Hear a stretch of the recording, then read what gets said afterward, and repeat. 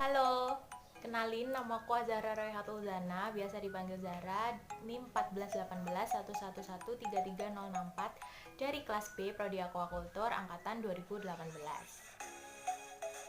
Jadi video ini dibuat untuk memenuhi tugas akhirku di mata kuliah Parasitologi Ikan semester 4. Isi dari video ini itu tentang review apa aja yang aku dapetin selama perkuliahan, baik di kuliah di kelas maupun saat praktikum.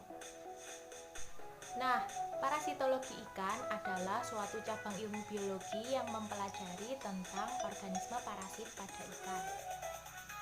Organisme parasit adalah organisme yang bersifat parasitis atau yang hidup dengan selalu merugikan organisme lain atau biasa disebut inang atau bisa juga disebut hospes. Dengan aku ikutan mata kuliah parasitologi ikan, aku jadi tahu banyak banget organisme parasit yang ada di alam ini. Mulai dari filum protozoa, Acanthocephala, Cestoda, Branchiura, Copepoda, dan Isopoda. Nah, parasit sendiri itu ada dua jenis. Yang pertama itu ada ektoparasit atau dia itu berada di luar permukaan tubuh. Kalau yang kedua itu ada endoparasit atau dia berada di dalam tubuh. Untuk ektoparasit, pemeriksaannya kita bisa cek dengan melakukan scraping. Jadi di scraping dulu di bagian tubuh si inang atau ikan biasanya. Itu di scraping, terus dia ditaruh di objek glass, terus dikasih air dikit, ditutup pakai objek glass, terus diamatin di bawah mikroskop. Kalau endoparasit yang ada di saluran pencernaan, kita biasanya periksa lewat feses. Ada dua metode nih. Yang pertama itu metode langsung atau natif. Yang kedua metode yang pakai konsentrasi. Ada dua cara juga, bisa pakai pengendapan, juga bisa pakai pengapungan. Ada juga nih endoparasit yang menyerang darah. Kita bisa periksa dengan dua cara. Cara pertama itu pakai pemeriksaan langsung darah segarnya. Yang kedua, pemeriksaan menggunakan metode pewarnaan ulas yang menggunakan kimsa. Lanjut aku mau review satu-satu spesies yang telah aku pelajarin selama kuliah parasitologi ikan. Simak baik-baik ya. Yang pertama akan kita bahas di sini adalah filum protozoa. Protozoa sendiri ada 4 kelas. Yang pertama Ciliata, kedua Flagellata, ketiga Rhizopoda, dan keempat Sporozoa. Ini yang pertama aku bahas kelas Ciliata dulu ya, yang pada ikan. Ada 3 contoh spesies yang disebutkan di sini, yaitu Ichthyopterus multifilis, Cryptocaryon irritans, dan Trichodina sp. Untuk Ichthyopterus multifilis dan Cryptocaryon irritans, dia sebenarnya hampir sama, hampir mirip, yaitu merupakan ektoparasit yang muncul di permukaan tubuh, di sirip, di insang, dan dia menyebabkan penyakit bercak putih atau itch. Bedanya kalau Ichthyopterus multifilis dia menyerang ikan air tawar, kalau Cryptocaryon irritans dia menyerang ikan air laut. Kalau Trichodina sp dia merupakan ektoparasit yang menyerang atau menginfeksi kulit dan insang di ikan air tawar, juga ikan air laut. Yang tadi kan protozoa pada ikan, sekarang protozoa pada udang ya, di kelas Ciliata.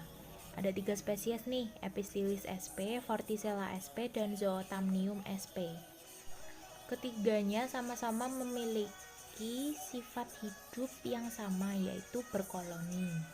Mereka menyerang bagian insang, karapas, kaki renang, juga kulit. Lanjut ke protozoa kelas kedua. Ada Trypanosoma sp, Cryptobia sp, Hexamita sp, dan Costianecatrix. Trypanosoma sp merupakan penyebab dari penyakit trichotillomaniasis yang terjadi pada larva dan ikan kecil. Cryptobia sp merupakan penyebab dari penyakit cryptobiosis yang menyerang ikan air tawar, juga ikan air laut. Hexamita sp menyerang ikan dari famili Cichlidae. Costianecatrix menyerang ikan air tawar dengan penyakitnya yang disebut White Assumes Disease.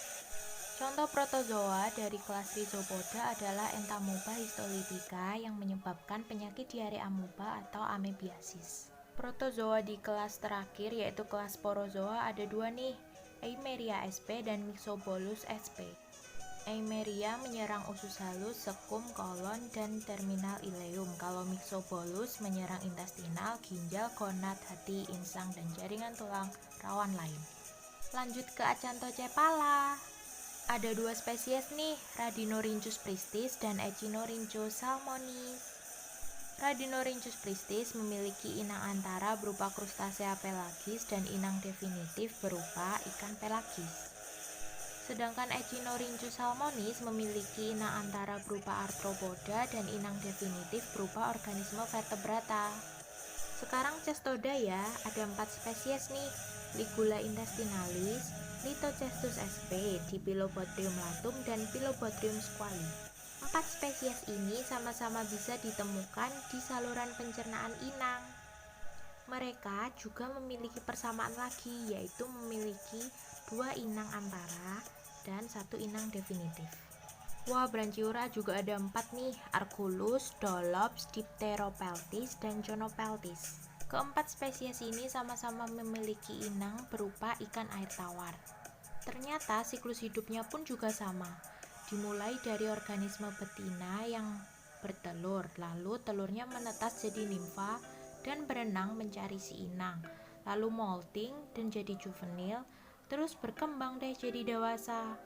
Copepoda juga ada 4 spesies nih, Lernaea, Ergasilos, Caligus, dan Lepleopteirus. Nah, kalau di Branchiura tadi kan dari telur menetas jadi nimfa ya. Kalau di Copepoda dari telur menetas jadi Nauplius. Kalau di Lernaea dari Nauplius berubah jadi Copepodid, lalu Cyclopoid, dan dia jadi dewasa. Kalau di Ergasilus dari Nauplius dia berubah jadi Copepodid, terus langsung deh dewasa. Kalau Caligus dari Nauplius berkembang jadi Copepodid, lalu jadi Calimus, dan jadi pre-adult baru jadi dewasa. Kalau di Lepleopteirus dari Nauplius dia jadi Copepodid, terus berubah lagi jadi Copepodid infectious, lalu Calimus dan pre-adult, terus dia jadi dewasa. Yang terakhir ada Isopoda, 2 spesies yaitu Cimotoa exigua dan Octolamis angualat. Cimotoa exigua betina menempel pada lidah dan bereproduksi secara seksual. Sedangkan si jantan, dia berada di lengkungan insang di bawah dan di belakang parasit betina. Kalau Octolasmis angualata, dia menempel pada organ karapax, di insang, di kaki jalan, juga di kaki renang si kepiting. Dengan siklus hidup yang meliputi 6 tahap Nauplius dan 1 tahap larva ciprit. Itu tadi banyak spesies parasit yang udah aku pelajarin selama ikut mata kuliah parasitologi ikan di semester 4 ini.